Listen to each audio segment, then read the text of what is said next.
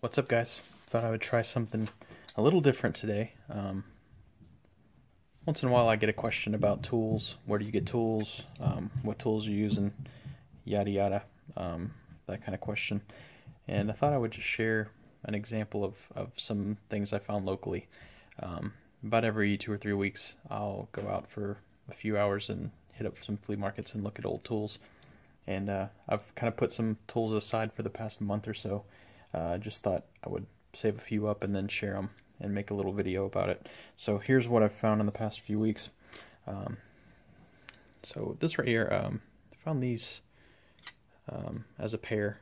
They are can opener, paintbrush roller cleaners, and nail pullers with little pry bars in the end.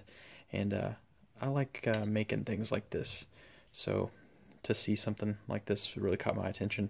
It's a Red Devil. I don't know much about it. Like I said, I paid about $1.50 I think for both of them. So kind of cool, just different, very useful. And for that price I got two. I could give one away to one of my friends.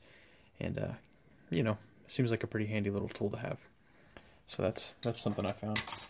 Also found this this little tap. It's an American made. I don't know how old it is, but it's in good shape. And I have a tap that's a similar shape and size, but it's a pretty cheap one, and it doesn't work very well. The handle kind of slides and flops all over when I'm using it, so this is a nice, well-made piece, and I paid about $4 for it. So let's see what the maker is on that. TR2 Columbia. So anyway, pretty nice tool. It has a very nice feel to it. Also, I've been doing some welding and soldering lately, and I have this big pair of pliers that I always tend to grab. Now, you can't really tell by looking at it, but if you compare it to a normal pair of pliers, these are about 6 inches long. These big guys are, I don't know, 10 inches long or so. And I have one pair like this, and I use them all the time, and they're starting to get pretty beat up. So I found a second pair, and I paid, I don't know, $3 for this pair. So, and it's a Williams, an American-made Williams pair. I don't know much about that brand, but not too picky when it comes to pliers. Also found this little jar that had just some random rusty tool bits in it. And after closer examination, this is what I found inside. This was about $3, I think, I paid for this. I saw this little countersink for like a, my buddy told me this is for like a brace, I believe, like a hand crank brace, like an old school hand drill. This is a chisel with the same type of shank that you would see in a hand drill bit, but pretty weird because it's a chisel tip with a drill bit, so no idea what that's all about. But this is what caught my eye, this arch punch. And I believe it's a 1/2 inch or so arch punch, and it's pretty mushroomed out, but that's still got a ton of life left in it. And these punches alone can run from $10 to $40, just depends on where you find them and how much they're being marked up. I do have a bit of material loss here on the edge right here, but with a little bit of grinding and dressing, it'll still be a very useful tool. And then it came with this this little hole punch. It's marked number 10, and it's around a 3/8 or so. And it's in pretty good shape. It's not mushroomed at all, and it's still loaded with something. Looks like wood. So we'll get that knocked out. Also found, we're getting on to a little bit bigger things, this little cast iron tray. And what I would plan to use this on is it has some legs on it. I would use it for soldering or maybe even some light welding. It's probably a grate from a fireplace or something. I'm sure somebody can identify it. I don't know. I just saw it and thought, wow, I could make use of this. Because I've just been doing my soldering on a piece of 1/2 inch steel just to cut off. So I thought that would be pretty nice to use. Also, with all these tool restorations, I don't know if I've posted one yet, but I've got some coming. I've been doing a lot of repainting and mostly brushwork, and then I happened to come across this paint gun, which is a Sears brand. There's the number on it. It's a 106157120, which I think is actually a Craftsman, if I'm not mistaken. And it seems relatively complete. It's a little beat up here. I'm missing a part here, which may end up being a a problem, but who knows. But overall, it's in decent shape. Paid $6 for this, and you know, if it's junk, then I'll sell it or just get rid of it. But I thought it was worth a shot. Pretty neat. I opened it up. Still has the metal screen and everything on it.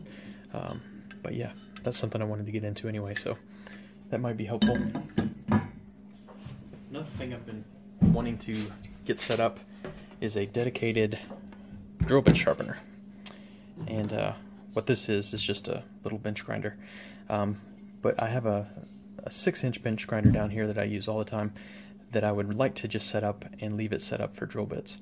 And so I thought I would use this as a replacement. I paid $10 for this. It does have a little bit of noise with bearings, but it's very minor. And for $10, I mean, if I just use it long enough to wear out the wire wheel, it's paid for itself. But it's pretty neat. I think it's like a 4-inch. It's a pretty small diameter bench grinder, but very handy. $10, can't beat that. Yeah, I don't think you can even buy a brand new wheel for that amount. And oddly enough, the next day I go to a different place and I find this guy, which is, you know, these old machines are always a gamble, so who knows. But this is a drill bit sharpener, an old, it's a WEN, I guess, 2900 drill bit sharpener. And if I can get it to work, it could be pretty nice to use. I plugged it in, turned it on, seems to work, but it has a little water feed. It feeds water to this whetstone, rotates, and let me see if I can plug it in and make some noise.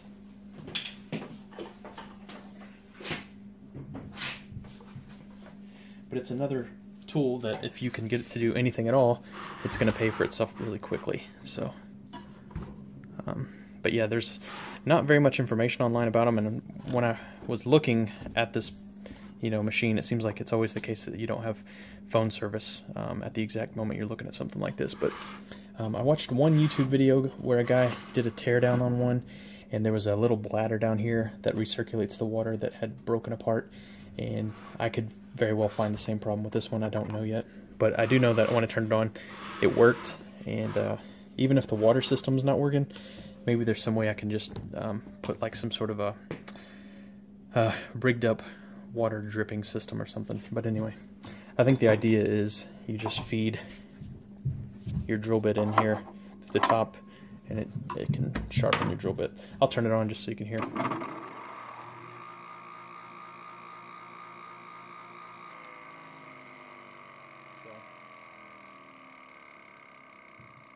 I got a feeling it's probably not supposed to sound anything like that. And you know, who knows? It's a gamble. $5 for the machine, and I was able to see a few on eBay going for more than that, so I thought, you know, if nothing else, maybe I could sell it for parts. I don't know. Or not. Who cares? It's $5.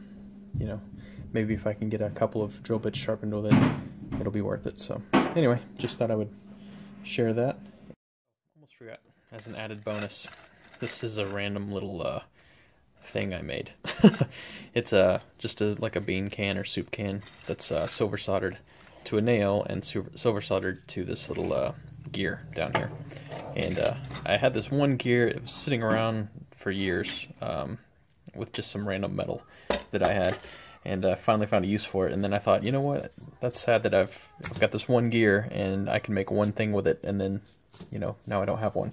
Well, at the same flea market that I found that grinder at, I found this whole ring full of these old sprockets or gears or whatever you want to call them.